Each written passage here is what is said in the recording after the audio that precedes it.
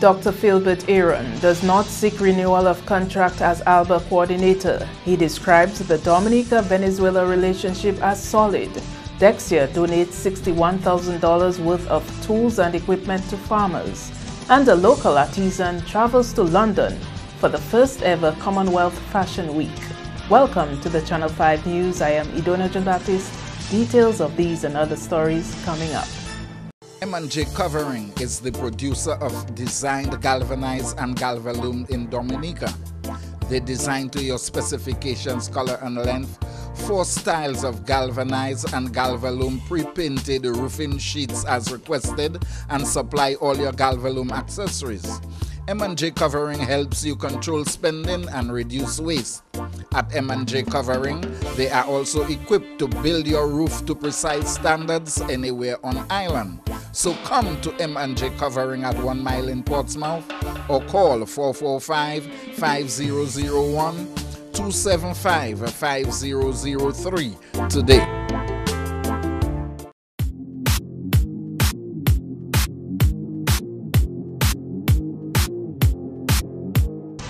Thanks for staying with us. First up, Dominica's ALBA coordinator and ambassador to Venezuela, Dr. Philbert Aaron, is leaving the post after 10 years to, according to him, re-enter private life. Dr. Aaron announced on Friday that he did not seek renewal of his contract after it expired, clarifying that his exit is on good terms. I chose not to request consideration of a renewal of the contract. It's a most amicable and professional end to a relationship. I'm pursuing, new dreams, new professional opportunities. They have not been realized yet, but I am eager to pursue those new professional opportunities. They will include, the shape of those opportunities will include reflecting on and writing on in my area of expertise, leadership, including political leadership. I am re-entering private life. When asked if his new professional pursuits would include serving the government of Dominica, he says he has not had any discussions to that effect. I know that there is in the air propaganda that puts me in another position. I have been told about that from the street. I've been informed. I must say, though, that I know where this came from. This came from the opposition United Workers' Party. It is part of their work that they do, which is misinformation and trying to sow discord in the Dominica Labour Party. But what I must say is, that I have had no discussions. I leave on any position beyond this. This is a break from my commitments. I carry no contractual or other obligations from now into the future. Dr. Aaron will also demit the post as Public Relations Officer of the Dominica Labour Party. On to other major developments. Over 200 farmers contracted by Dexia are to benefit from a $61,000 donation of tools and equipment.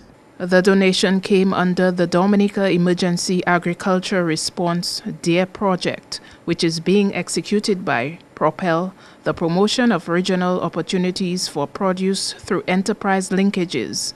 Operations Manager of Dexia's multi-purpose pack houses, Bristol Lawrence, encouraged farmers to utilize the equipment to help bring the volume of agricultural produce back to pre-Hurricane Maria levels.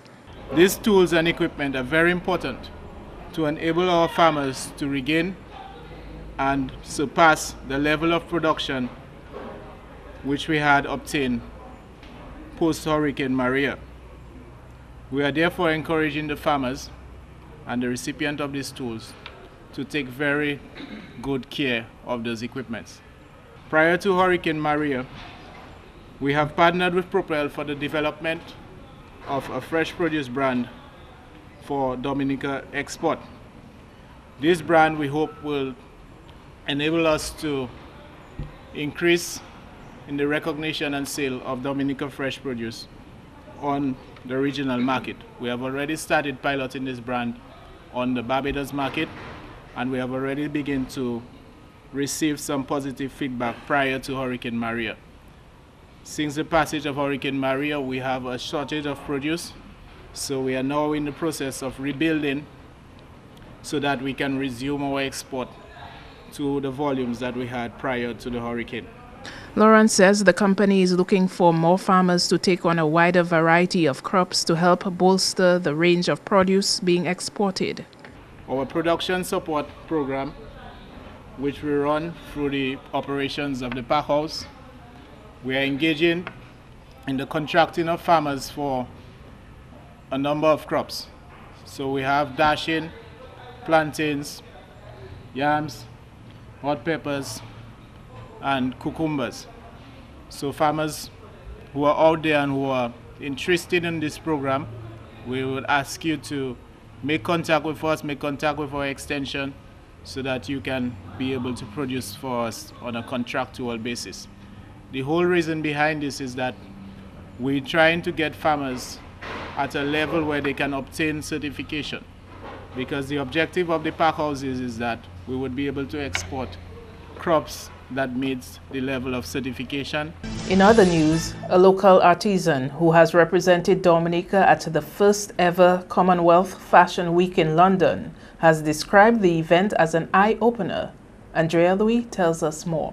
Vanessa Winston, who is also the president of the Dominica Arts and Craft Producers Association, DACPA, was the sole representative from Dominica at the Fashion Week, which featured designers from 52 Commonwealth countries. Duchess of Cambridge and Duchess of Wessex were present at the event, which took place at the Buckingham Palace from 19th February. Winston says it was a privilege to represent Dominica at the event. We have persons from different parts of the world, different languages, different background, and we have no idea of their capability because sometimes we are just in our own world. And one of the things that I experienced is even still, a lot of people didn't know where Dominica was. Being able to network with persons, I think it will help develop the industry on a whole. It will help even develop the recognition of the island. So really and truly, being able to network was almost like an advertisement for the island. Winston was partnered with a fashion designer from Trinidad and produced a leather belt and headpiece to complement the outfit made by her counterpart in Trinidad. One of the most inspiring part of that evening was the response towards the corset belt, and also towards Mailing's outfits itself, and how one just complement the other. And most persons was wondering, how did we do it? Participants from the workshop will receive greater exposure through Google Arts, and Winston says next on her list is fixing up her workshop to take advantage of the new connections made in the fashion world. For me is to restore and redevelop my business, that I can really take advantage of the connections or the linkages and the level of networking that I've made so far. Also, there will be an international platform that is being set up that we would be exposed to the world. Google Art is also sponsoring some of the part of the event, in that they're going to create a platform where all our work will be displayed and our contact information, and even a little advertisement on our behalf to promote each and every one of us that was there. The Commonwealth Fashion Week was put together by EcoH, a London-based brand marketing consultancy which helps businesses to grow by creating, implementing, and communicating sustainability solutions. Andrea Louis, Channel 5 News. Japan has been applauded for its leadership in helping small countries mitigate against the effects of climate change. Minister for Foreign Affairs Francine Baron highlighted Japan's commitment to the Caribbean region in the area of disaster risk reduction as the countries are growing increasingly vulnerable to the consequences of climate change. Japan has been one of our main bilateral partners, assisting not only Dominica, but the entire Caribbean region in the area of disaster risk reduction. The Sendai Framework for Disaster Risk Reduction was endorsed by the UN General Assembly following the 3rd UN World Conference on Disaster Risk Reduction hosted by Japan in Sendai City in 2015. The Sendai Framework, which is a 15-year voluntary non-binding agreement, recognizes that the state has a primary role to reduce disaster risk, but that responsibility should be shared with other stakeholders. We would therefore like to reiterate our appreciation to the government of Japan for the crucial role that Japan has played in taking the lead on the development of this framework and in its implementation. Japan's ambassador to Dominica, His Excellency Mitsuhiko Okada, said his country realizes the importance of helping developing states develop resilience to climate change and has pledged to help in whatever way it can. At COP21 in December 2015, Japan announced Actions for Cool Earth, or ACE 2.0, a new initiative for supporting action in developing countries to address climate change. Under this initiative, Japan will provide 1.3 trillion yen, the equivalent of about $12 billion in climate change finance to developing nations in the year 2020, covering renewable energy production, resilient infrastructure, and a variety of other mitigation efforts. Japan fully recognizes the vulnerability of small island nations in the Caribbean. Minister Francine Baron also commended the Japanese government for its focus on helping women in the region develop disaster resilience techniques. We also are very pleased that an agreement has been signed between Japan and the UNDP to provide $5 million in support to undertake projects in both Guyana and Dominica to strengthen disaster management of amongst women in our communities. I think we all know that we have very strong single women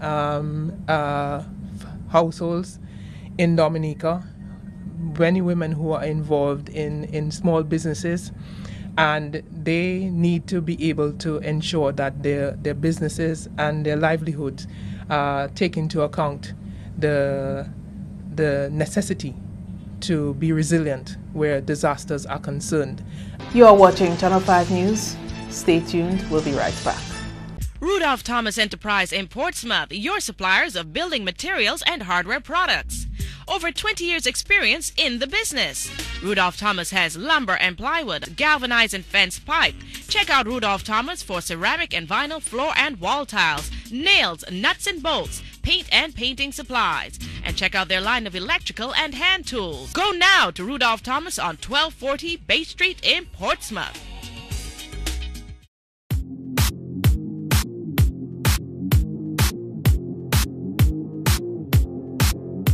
Welcome back.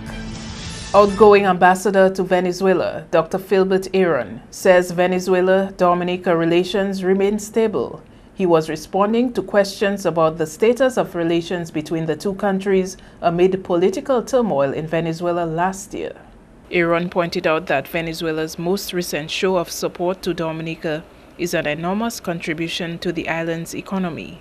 I believe that there has not been any negative effect. One of the, pull up a recent event is that the Prime Minister announced that Dominica, the National Petroleum Company of Dominica, responsible for managing and in part with petroleum of Venezuela, PDVSA of the fuel plant in Jimit had forgiven the debt of that company on the remaining debt on fuel.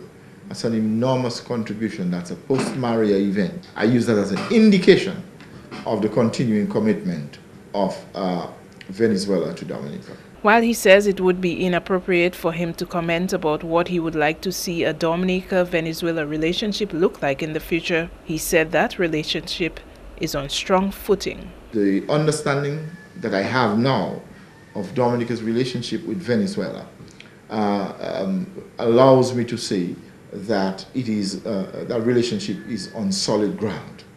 It is the first relationship that Dominica had after independence with a foreign country. It has been continuous. It has strengthened over time, and so I believe that relationship is on solid footing. That will hold it for the future. As ALBA coordinator, Aaron served as the link between the members of the Bolivarian Alliance for the Peoples of Our America and Dominica. I was able to contribute to coordination of projects that changed and improved the material conditions of the lives of Dominican people, including Petrocaribe, the construction of sea defense walls, notably at Soufriere, the construction, termination, and commissioning of the Waitikubuli fuel plant at Jimit, and also serving as a continuous link between the first bilateral relationship between Dominica and any other country after independence, which is Venezuela, and Venezuela's relationship with Dominica is one which is not only the oldest, but is also one of the most reliable. Jolly's Pharmacy has joined the effort at promoting food security by initiating a first-time food cooperative at a high school. The pharmacy has donated $7,520 to the St. Mary's Academy to assist in the purchase of tools and equipment to revive farming at the school. Managing Director of the pharmacy, Dr. Oren Jolly, handed over the check to the school's principal at the launch of the venture on Friday. Head of the Jolly's National Clinic, Carlton Languedoc, was instrumental in seeing the program get off the ground.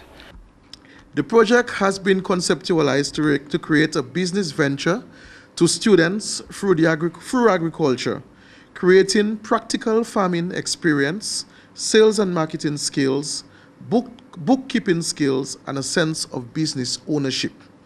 The business will be a cooperative and will be named the St. Mary's Academy Food Cooperative Project. The project is to be a 2-year agro-business project whereby students are expected to cultivate crops such as lettuce, cucumbers, carrots, beans, pumpkins, squash, and the list goes on. Agricultural Extension officers are expected to be assigned to advise and guide students in the program. The cooperative will make up 25 business students of 4th and 5th forms. The members must be registered at a fee of $5, and the money collected will be deposited into the cooperative account. So a small fee, you might just have to pay just about $10. That money is not going to come back to Jolly's, but that money will go into your cooperative. At the end of the day, we want this project to propel you, to sort of give you that catalyst in your thinking of how can I become a business owner in the future. So you might decide you want to own an agricultural plot of land and be the biggest farmer ever in Dominica. You might decide you want to go into poultry. You might decide you want to own a store selling agricultural produce. This will assist them with their CXC's grades. I think some of their practicals, SBAs, and so forth. So they will be getting grades from this project as well. In related news, Principal of the St. Mary's Academy, Thomas Holmes, says the agribusiness project will strengthen the school's feeding program. Holmes says some students have been attending school without a breakfast or snack due to challenges associated with Hurricane Maria. We started the canteen because we realized that many families were challenged. Even the students who are present today, some of them are not in the regular school uniform because of Maria, because of where they live, no electricity or water, whatever. So that is part of it. But the canteen, there are many students realize who could not make it to school with breakfast in the morning or have snack during the day. So we are catering for them. It is an expensive venture. So we are hoping that the produce from this project will go towards that. The raw produce, meaning the lettuce and so, they can have it when they're having their snacks and lunch. And also whatever monies we have from that will go towards sustainability of the program. Holmes said students and teachers have to be prepared to take ownership of sustenance of the Jolly-sponsored food cooperative. The prisoners came and they make some beds and then they'll be helping us, but then the students have to continue. They have to do it themselves. You will have farmers to assist you, and Mrs. John Baptiste is very good at that. She has already mentioned that. We'll have farmers to assist us. Also the PTA executive, like the president, we're going to put something together to make sure that the program is sustained. So we have a number of people who will be working with the school at making this happen. That's news. We'll be right back with the sports highlights.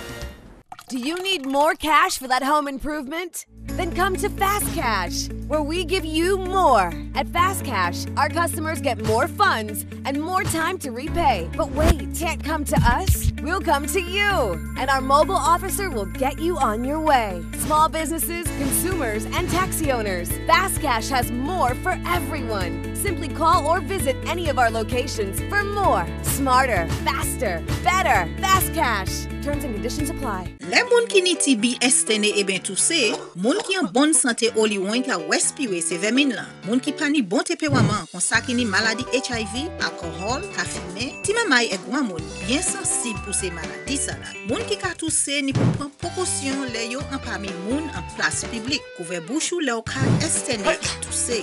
Visiter docteur e ben place santé.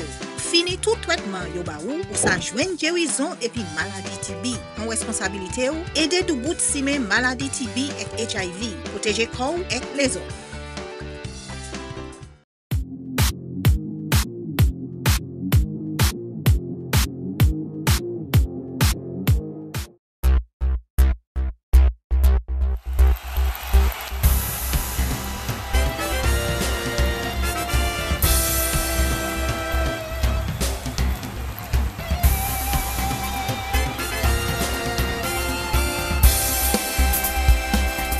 First up in sports, former head coach of Windward's Volcanoes, Ian Allen, now Territorial Development Officer for cricket in the Windwards, says his new position allows for improved cricketing talent in the region.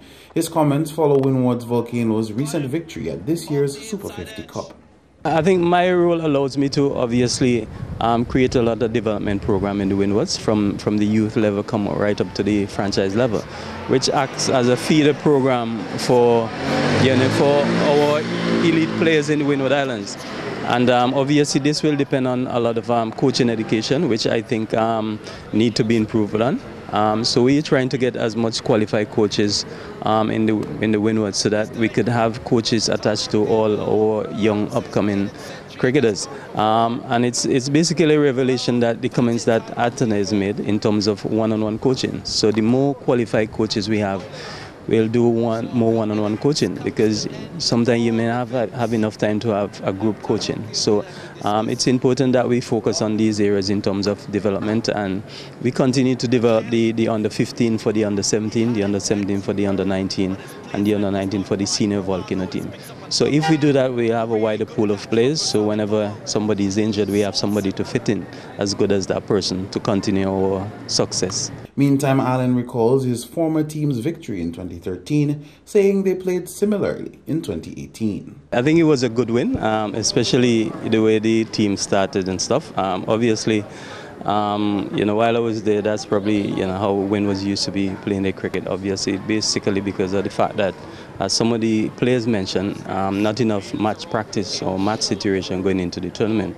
So hence the reason they use these first matches to pick form, and obviously that's what they did. But I think it was a good win for the Volcanoes. For the past 5 years we were trying to get this title again. Obviously 4 titles now, and it just gave me a feeling that when I was there in 2013 when we beat CCC in Barbados. But I think this victory obviously will go well for the Windwards. volcano, and by extension, the cricketers who were trying to get, up to that level. The Vincentian is a former West Indies and Windwards player who played first-class cricket between 1988 and 1996.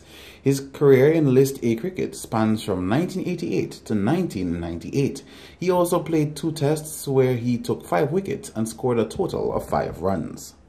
Next up, Cricket West Indies targets the Dominica school system for further cricket education. Project Officer for Cricket Resource Development for the region, Junior Mitchum, spoke to education authorities earlier this week to assess the possibility of starting the program here. It went well, pretty well. We held a meeting yesterday with the Chief Education Officer, Mrs. Melina Fontaine. What it is, it's an academic manual. It's the Scotiabank Kiddie Cricket Academic Manual. As you will be aware, the Scotiabank Kiddie Cricket program has been playing a very integral role in the continued growth and sustainability of cricket in the region. However, it's the intention of both institutions, Cricket West Indies and Scotiabank, to not only promote the game of cricket on the playing field, but also in the classroom through its cricket teaching resources. And what Cricket West Indies did, they sought the assistance from CXC to aid in the development of the manual, which features age-appropriate cricket materials as they seek to have the manual introduced into the primary school curriculum system.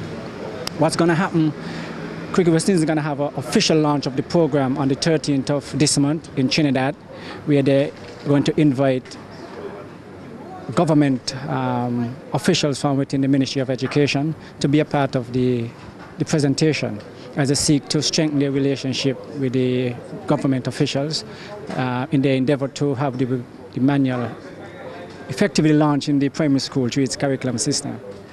Mitchum noted the importance of upcoming generations having an appreciation for and understanding West Indian cricket history. Well, this manual speaks a lot to that also, the history of the game from the inception of we being playing cricket. The academic manual is relating to cricket.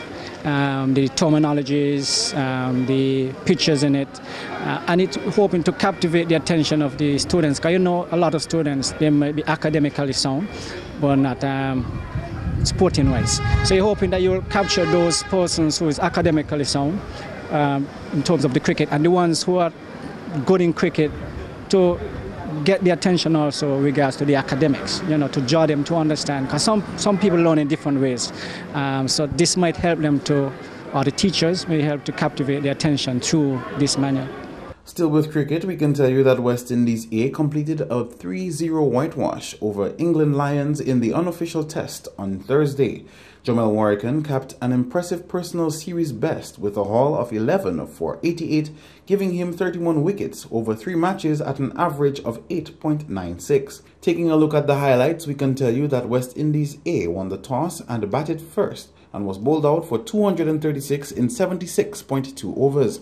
Shamar Brooks was the most outstanding with the bat for Windies with 63.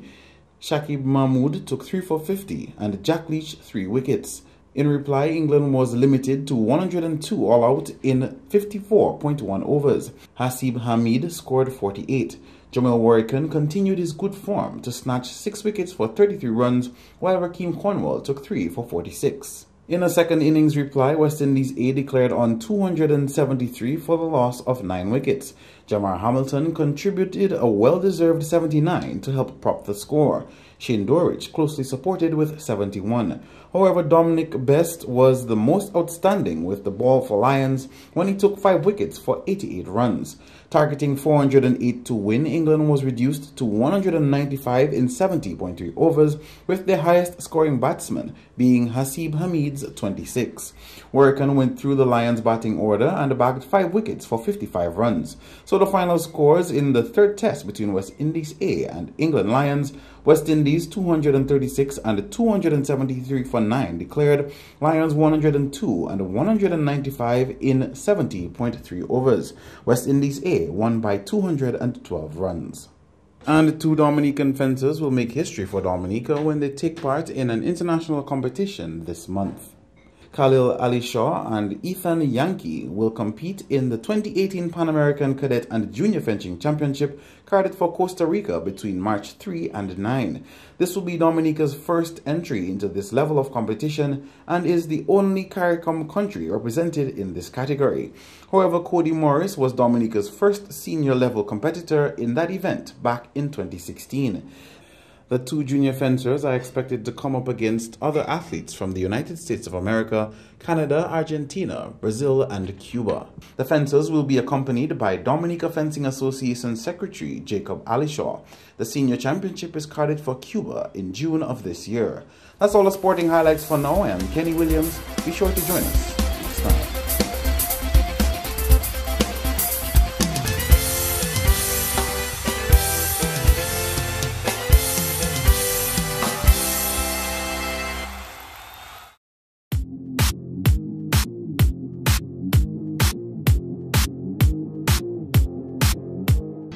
To end the news, the headlines again. Dr. Philbert Aaron does not seek renewal of contract as ALBA coordinator. He describes the Dominica-Venezuela relationship as solid. Dexia donates $61,000 worth of tools and equipment to farmers, and a local artisan travels to London for the first ever Commonwealth Fashion Week. Feel free to contact us at news@marpin2k4.com. You can also access our past newscasts on our YouTube channel. On behalf of the entire production team, I'm Idona John Baptist. Have a great weekend.